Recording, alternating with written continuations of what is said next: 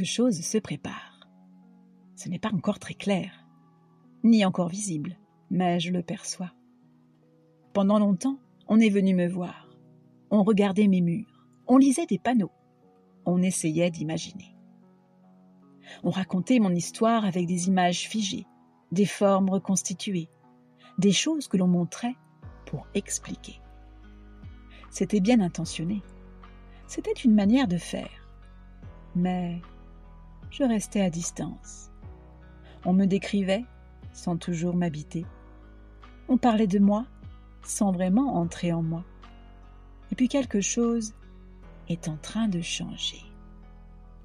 Bientôt, il y aura une nouvelle scénographie. Et je le sens.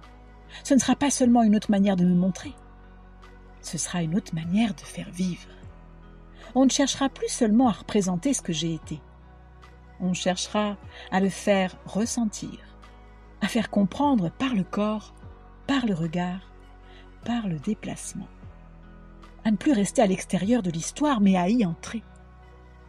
Je crois que c'est cela, la différence. Avant, on expliquait. Maintenant, on va traverser. Avant, on regardait. Maintenant, on va ressentir. On ne me demandera plus seulement de raconter le passé, mais de le rendre présent. Présent dans les pas, dans les silences, dans les choix de parcours.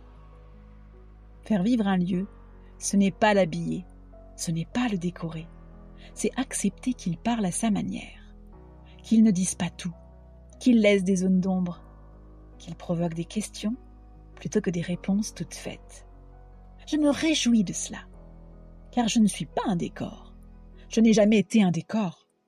J'ai été traversée, habitée, utilisée, attendue. Et peut-être qu'aujourd'hui, il est temps que l'on vienne ici, non pas pour voir à quoi je ressemblais, mais pour comprendre ce que cela faisait d'être ici, d'attendre, de se réfugier, de tenir. Si cette nouvelle scénographie permet à chacun de ne plus seulement visiter, mais de vivre un moment, alors je crois que je serai fidèle à ce que j'ai toujours été. Je suis le refuge de Dossenheim. Je suis prêt à être regardé autrement et à être vécu.